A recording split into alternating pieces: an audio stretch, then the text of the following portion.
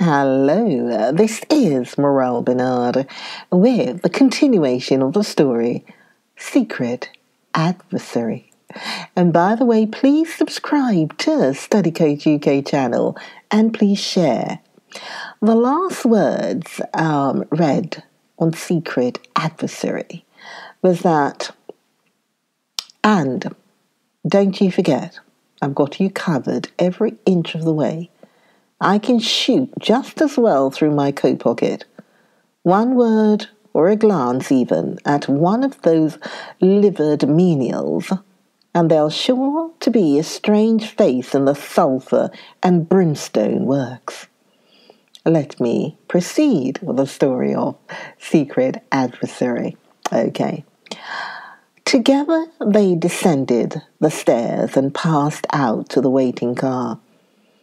The Russian was shaking with rage. The hotel servants surrounded them. A cry hovered on his lips. But at the last minute, his nerve failed him. The American was a man of his word. When they reached the car, Julius breathed a sigh of relief. The danger zone was past. Fear had successfully hypnotized the man by his side. "Get in," he ordered. Then, as he caught the other's sidelong glance, "No, the chauffeur won't help you any. Naval man. Was on a submarine in Russia when the revolution broke out. A brother of his was murdered by your people. George." "Yes, sir." The chauffeur turned his head. "This gentleman is a Russian Bolshevik. We don't want to shoot him, but it may be necessary. You understand?" "Perfectly, sir." "I want to go to Gatehouse in Kent. Know the road at all?" "Yes, sir. It will be about an hour and a half's run." "Make it an hour. I'm in a hurry." "I'll do my best, sir." The car shot forward through the traffic. Julius ensconced himself comfortably by the side of his victim. He kept his hand in the pocket of his coat, but his manner was urbane to the last degree. "There was a man I shot once in Arizona," he began cheerfully. At the end of the hour's run, the unfortunate Kremin was more dead than alive. In succession to the anecdote of the Arizona man, there had been a tough from Frisco and an episode in the Rockies. Julius's narrative style, if not strictly accurate, was picturesque. Slowing down, the chauffeur called over his shoulder that they were just coming into Gatehouse. Julius bade the Russian direct them. His plan was to drive straight up to the house. There, Kremenin was to ask for the two girls.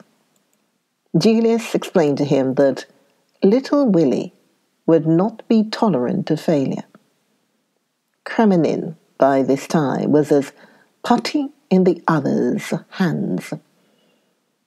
The terrific pace they had come had still further unmanned him.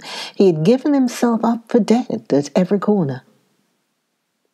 The car swept up the drive and stopped before the porch. The chauffeur looked round for orders. "Turn the car first, George. Then ring the bell and get back to your place. Keep the engine going. And be ready to scoot like hell when I give the word." "Very good, sir." The front door was opened by the butler. Kremenin felt the muzzle of the revolver pressed against his ribs. "Now," hissed Julius, "and be careful." The Russian beckoned. His lips were white, and his voice was not very steady. "It is I, Kremenin. Bring down the girl at once. There's no time to lose." Whittington had come down the steps. He uttered an exclamation of astonishment at seeing the other. "You, what's up? Surely you know the plan." Kremenin interrupted him, using the words that have created many unnecessary panics.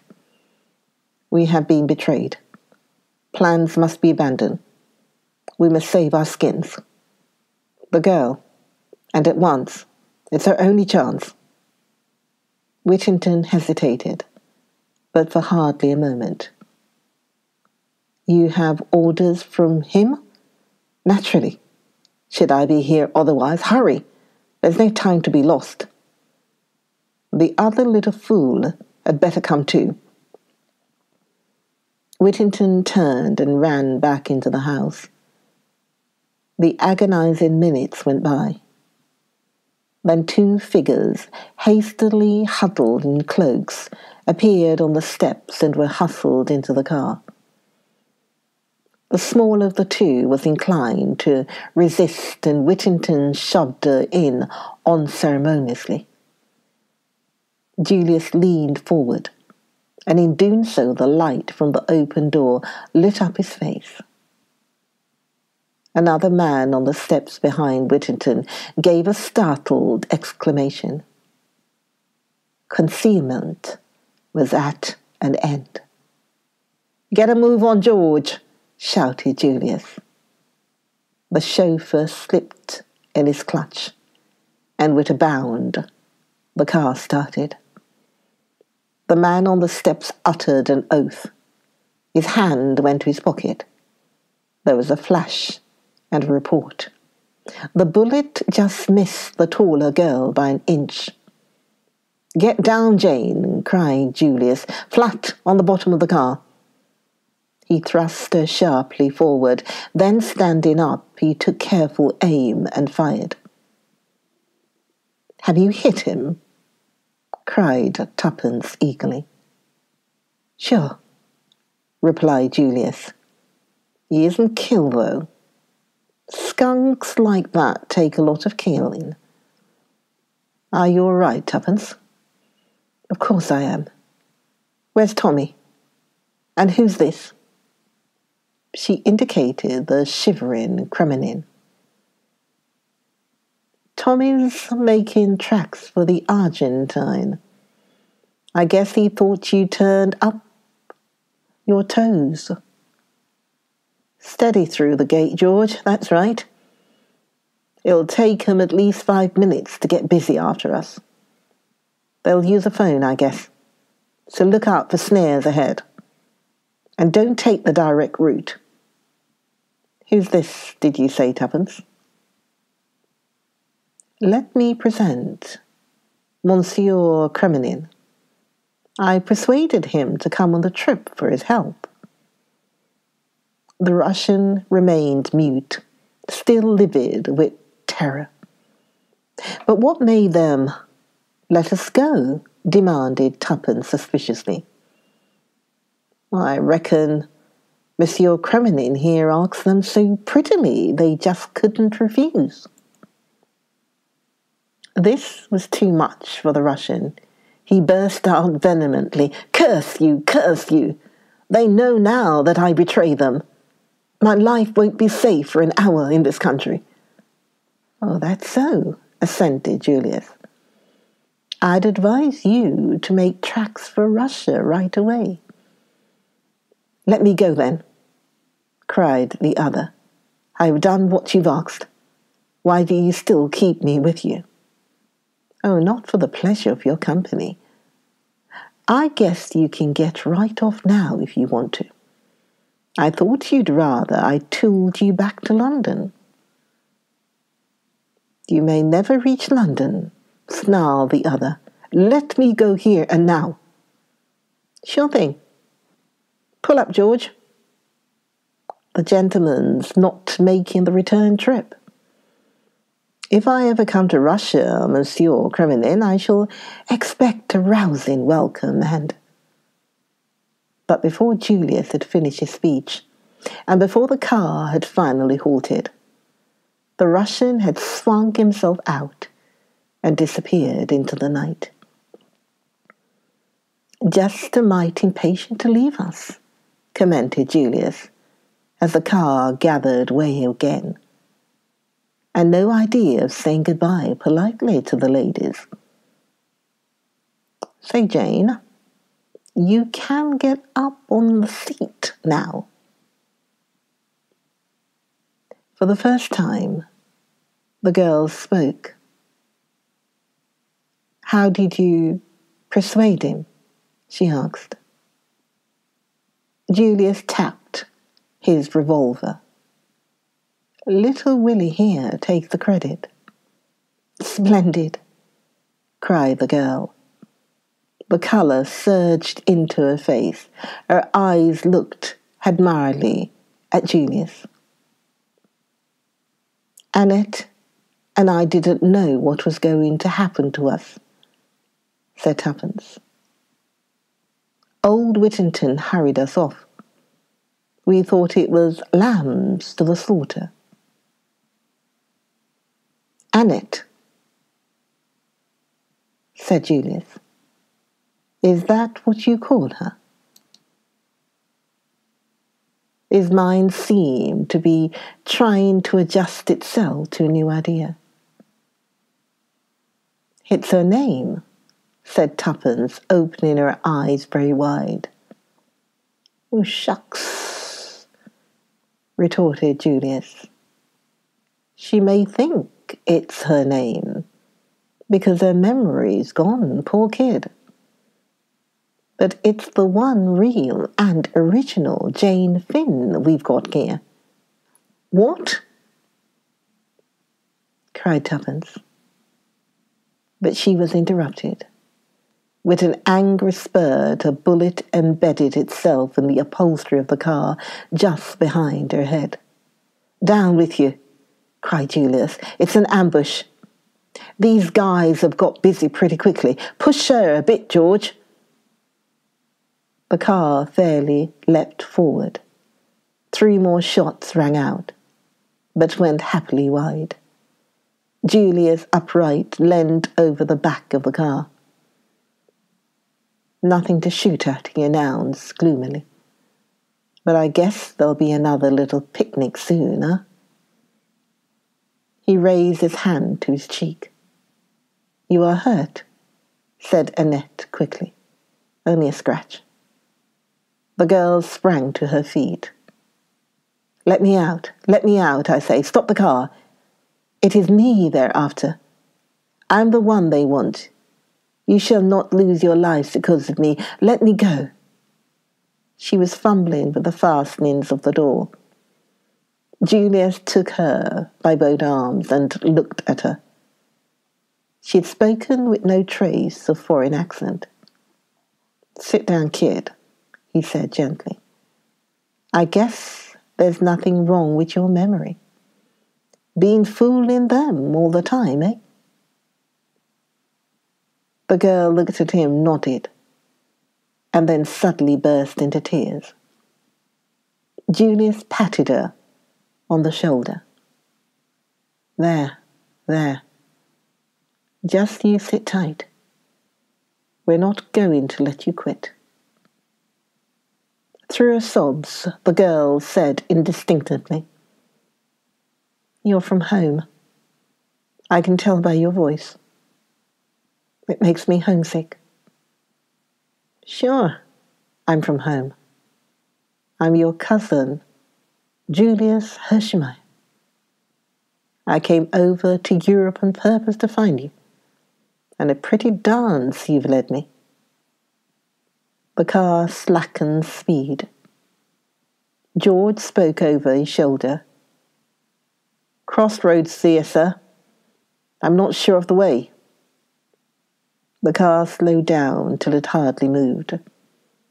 As it did so, a figure climbed suddenly over the back and plunged headfirst into the midst of them. "Sorry," said Tommy, extricating himself. A mass of confused exclamation greeted him. He replied to them severally. "Was in the bushes by the drive. Hung on behind. Couldn't let you know before at the pace you were going. It was all I could do to hang on. Now then, you girls, get out. Get out. Yes. There's a station just up that road. Train due in 3 minutes. You'll catch it if you hurry." "What the devil are you driving at?" demanded Julius. "Do you think you can fool them by leaving the car?" "You and I aren't going to leave the car. Only the girls." "You're crazed, Bereford. Stark staring mad. You can't let those girls off alone. It'll be the end of it if you do." Tommy turned to Tuppence. "Get out at once, Tuppence. Take her with you. And do just as I say. No one will do you any harm. You're safe. Take the train to London. Go straight to Sir James Peel, Egerton. Mr. Carter lives out of town, but you'll be safe with him." "Darn you!" cried Julius. "You're mad, Jane. You stay here where you are." With a sudden, swift movement, Tommy snatched the revolver from Julius' hand and levelled it at him. "Now, will you believe I'm in earnest? Get out, both of you, and do as I say, or I'll shoot." Tuppence sprang out, dragging the unwilling Jane after her. "Come on, it's all right. If Tommy's sure, he's sure. Be quick, we'll miss the train." They started running. Julia's pent-up rage burst forth. "What the hell?" Tommy interrupted him. "Dry up. I want a few words with you, Mr. Julius Hershmeyer." Her arm through Jane's, dragging her along. Tuppence reached the station. Her quick ears caught the sound of the approaching train. "Hurry up," she panted, "or we'll miss it." They arrived on the platform just as the train came to a standstill. Tuppence opened the door of the empty first-class compartment, and the two girls sank down, breathless, on the padded seats. A man looked in, then passed on to the next carriage. Jane started nervously, her eyes dilated with terror. She looked questioningly at Tuppence. "Is he one of them, do you think?" she breathed. Tuppence shook her head. No, it's all right." She took Jane's hand in hers. "Tommy wouldn't have told us to do this unless he was sure we'd be all right. But he doesn't know them as I do." The girl shivered. "You can't understand. 5 years. 5 long years. Sometimes I thought I should go mad. Never mind. It's all over." "Is it?" The train was moving now, speeding through the night at a gradually increasing rate. Suddenly Jane Finn started up. "What was that? I thought I saw a face. Looking through the window." "No, there's nothing, see?"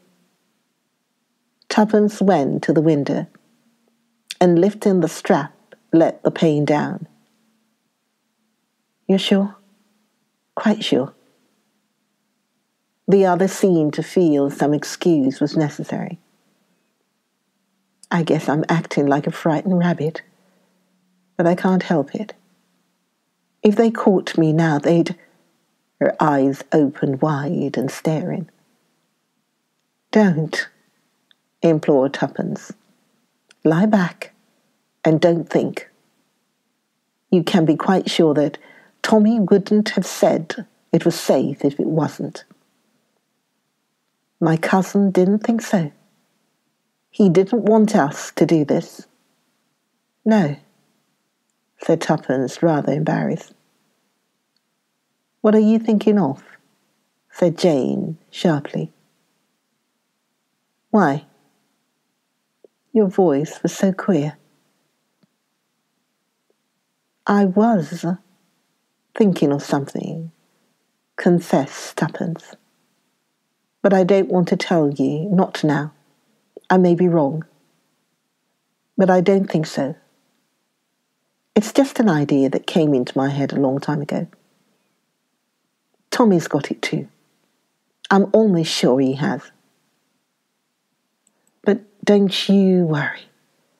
There'll be time enough for that later. And it mayn't be so at all. Do what I tell you. Lie back and don't think of anything. I'll try. The long lashes drooped over the hazel eyes. Tuppence, for her part, sat bolt upright, much in the attitude of a watchful terrier on guard. In spite of herself, she was nervous. Her eyes flashed continually from one window to the other. She noted the exact position of the communication cord, what it was that she feared. She would have been hard put to it to say. But her own mind, she was far from feeling the confidence displayed in her words. Not that she disbelieved in Tommy, but occasionally she was shaken with doubts as to whether anyone so simple and honest as he was could ever be a match for the fiendish subtlety of the arch criminal. If they once reached Sir James Peel Egerton in safety, all would be well. But would they reach him? Would not the silent forces of Mr. Brown already be assembling against them? Even that last picture of Tommy, revolver in hand, failed to comfort her. By now, he might be overpowered, borne down by sheer force of numbers. Tuppence mapped out a plan of campaign. As the train's length drew slowly into Charing Cross, Jane Finn sat up with a start. Have we arrived? I never thought we should. Oh, I thought we'd get to London all right. If there's going to be any fun, now is when it will begin. Quick, get out. We'll nip into a taxi.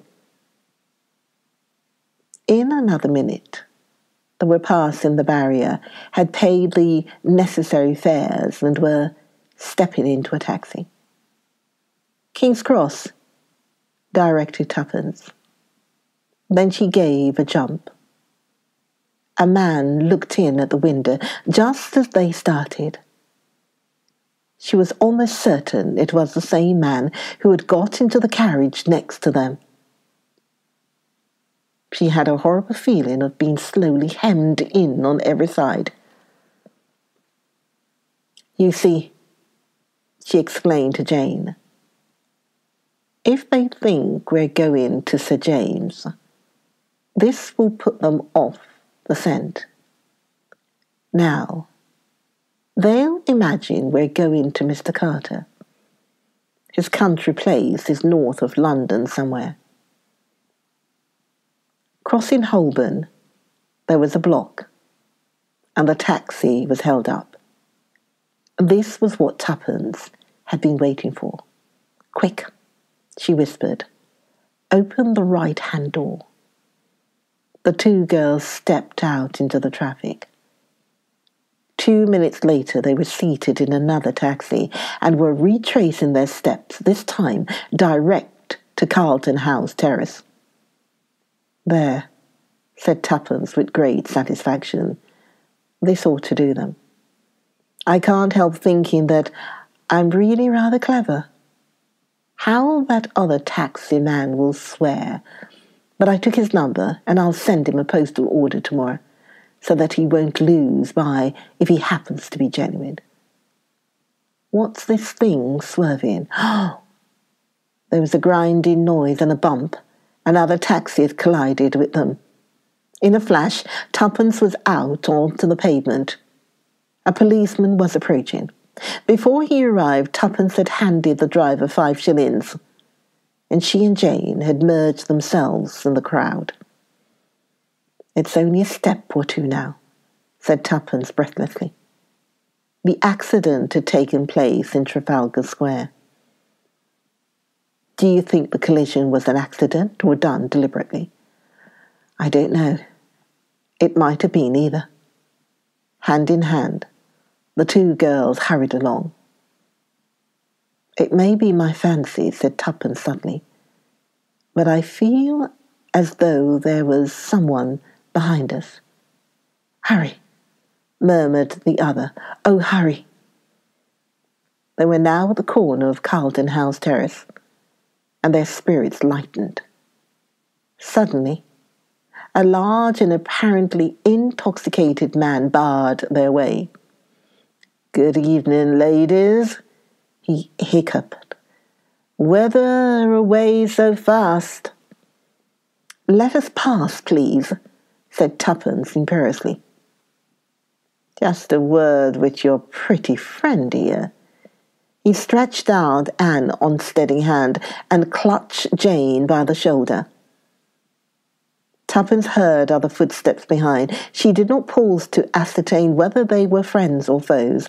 Lowering her head, she repeated a manoeuvre of childish days and butted their aggressor full in the capacious middle. The success of these unsportsmanlike tactics was immediate. The man sat down abruptly on the pavement. Tuppence and Jane took to their heels.